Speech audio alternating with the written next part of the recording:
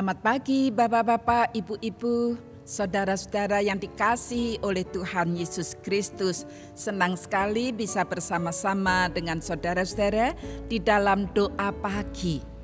Nah, kita sudah menaikkan pujian, kita berterima kasih kepada Tuhan untuk hari yang baru ini. Dan apa yang akan kita lakukan di dalam hari baru ini dan hari-hari selanjutnya, mari kita terlebih dahulu berdoa.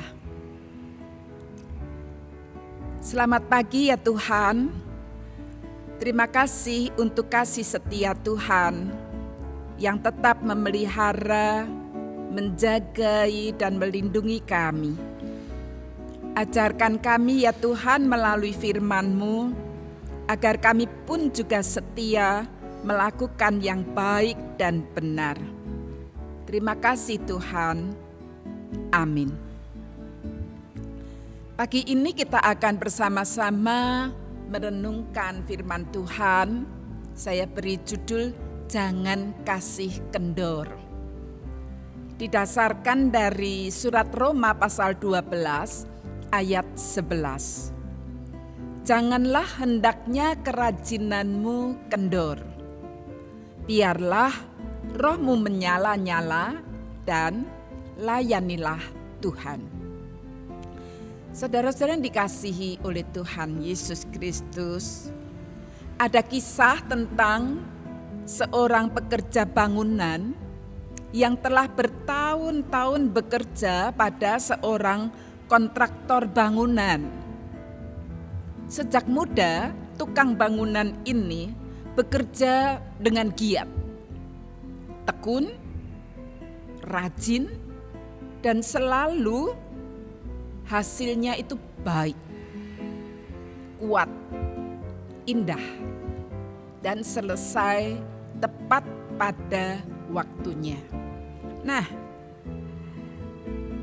karena merasa dirinya sudah cukup pengabdiannya, maka tukang bangunan ini pada suatu hari mengajukan kepada majikannya agar ia diperbolehkan pensiun, supaya ia bisa menikmati hidup di masa tuanya bersama dengan keluarga. Nah, sang kontraktor pun berpikir, orang ini sudah bekerja dengan sangat baik, berpuluh tahun bekerja bersama aku. Nah, hadiah apa ya yang pantas aku berikan untuk dia yang begitu baik dan setia itu? Nah, setelah berpikir sejenak, kemudian majikan itu pun berkata, "Baiklah, aku setujui permohonanmu, asal terlebih dahulu kamu buatkan sebuah rumah yang indah. Nah, setelah kamu selesai membangun rumah itu, barulah kamu bisa menikmati masa pensiunmu." Tukang itu juga kemudian ia mengernyitkan dahinya gitu, dan kemudian dia berkata, "Baiklah." Walau dalam hatinya dia menggerutu, kepenginnya cepat-cepat pensiun, kok sekarang ditunda lagi untuk harus membangun sebuah rumah yang indah. Gitu. Kemudian mulai keesokan harinya setelah dia merancangkan ya berapa biaya bangunan rumah itu, material apa saja yang diperlukan dan seterusnya, dia mulai bekerja untuk membangun rumah itu. Nah, karena ingin cepat pensiun, maka dia pun mengerjakannya asal jadi. Tidak seperti biasanya yang ia lakukan. Dia pikir, ini kan pekerjaanku terakhir. Setelah itu aku kan akan kembali ke desa. Yang penting, tadi kan dikatakan pokoknya bangunan itu berwujud rumah yang indah. Oleh sebab itu, tukang itu bekerja dengan begitu cepat. Nah, setelah rampung, maka tukang bangunan itu menyerahkan kunci rumah kepada majikannya. Dan sang kontraktor ketika menerima kunci itu, dia mencoba untuk memasuki rumah yang dibangun terakhir oleh tukang bangunannya. Dia perhatikan rumah itu begitu ya, memeriksa seluruh bangunan rumah, dan kemudian dengan tersenyum dia berkata, "Ini rumah yang kamu bangun terakhir. Dan sekarang aku serahkan kunci ini kepadamu, karena rumah ini adalah hadiah untukmu, karena engkau telah lama bekerja dengan baik selama ini. Engkau sendiri yang telah menetapkan macam rumah seperti apa yang layak kamu huni bersama keluargamu di masa tuamu." Tukang bangunan itu pun terkejut dan berterima kasihkah? Memang dari mulutnya berkata terima kasih, tetapi sebetulnya hatinya penuh dengan penyesalan. Menyesal. Mengapa ia tidak membangun rumah yang terakhir ini dengan ukuran yang besar, dengan material yang betul-betul kuat, kokoh, dan indah bentuknya. Kalau tahu itu adalah untukku, pasti akan aku buat seperti itu. Saudara, demikianlah dengan diri kita. Banyak di antara kita yang mengawali pekerjaan baru dengan semangat yang menggebu-gebu. Semangat yang berkobar-kobar. Aku akan menjalankan tugasku, pekerjaanku ini dengan sebaik-baiknya. Namun dengan berjalannya waktu, semangat itu menjadi kendor. Tidak lagi serajin di awal-awal.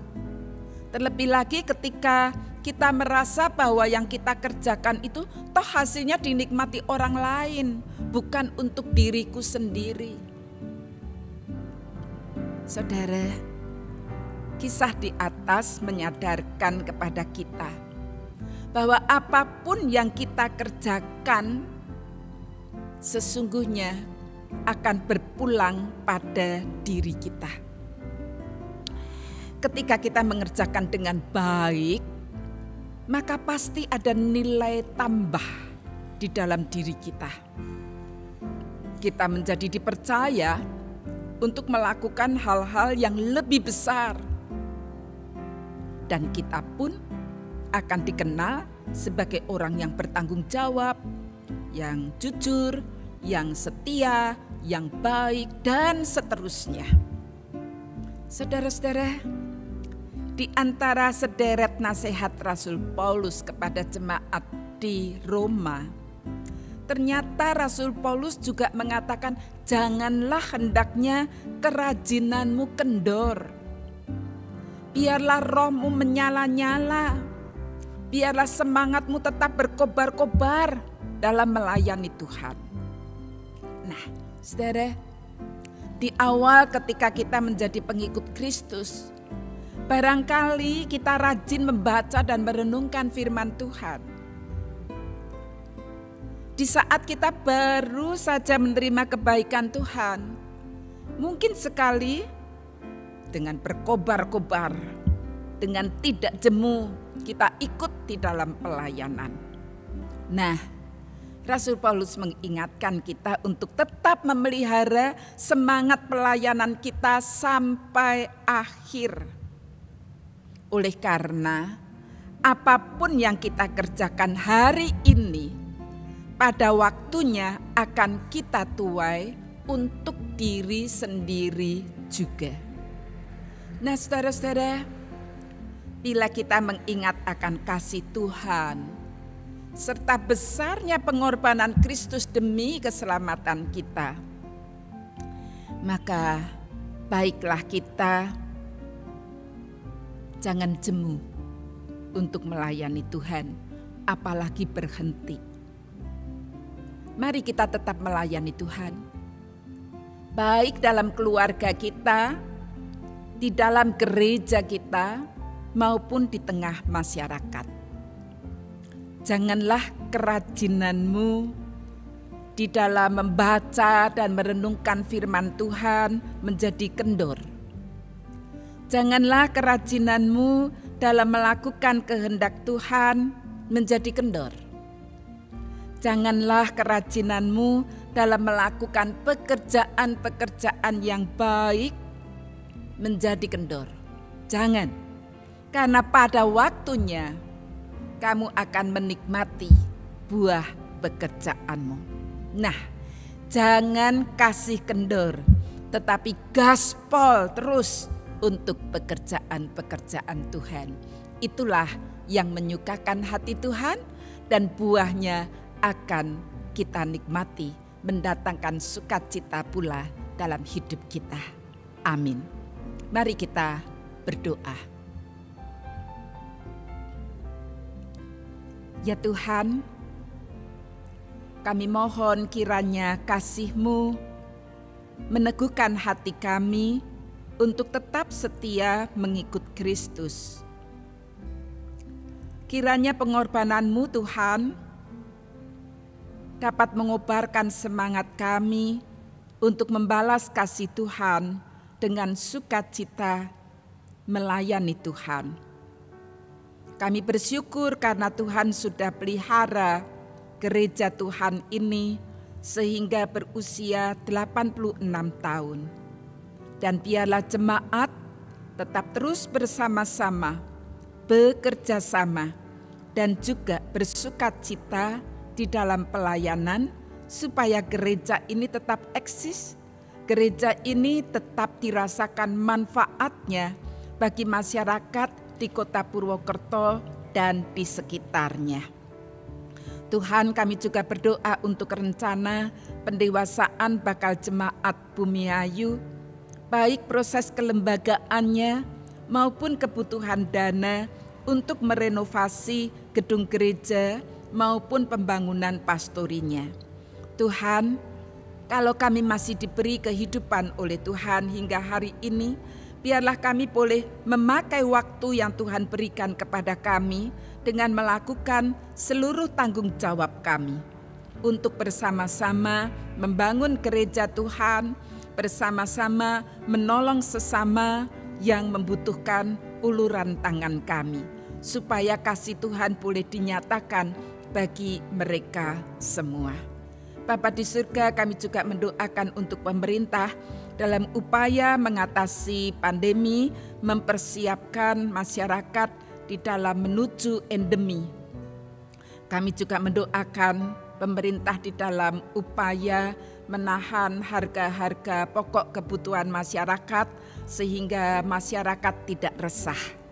Tetapi masyarakat masih bisa mempunyai daya beli dan masyarakat betul-betul bisa menggunakan bantuan-bantuan dari pemerintah untuk hal-hal kebutuhan pokok, bukan kesenangan pribadi. Dan tolong agar kami sebagai rakyat, biarlah masyarakat di Indonesia ini sungguh-sungguh mau mempercayai kebijakan-kebijakan yang ditetapkan oleh pemerintah, bahkan belajar untuk mendukungnya juga. Bapa di surga, kami mau menyerahkan kehidupan kami sepanjang hari ini dan hari-hari selanjutnya. Biarlah semangat kami tetap berkobar, tidak pernah kendor, karena roh Tuhan diam di dalam hati kami, terus menyemangati kami untuk melakukan pekerjaan-pekerjaan yang baik. Terima kasih Tuhan, hanya di dalam nama Tuhan Yesus Kristus kami berdoa. Amin. Nah, teruslah melakukan hal-hal yang baik yang menyukakan hati Tuhan.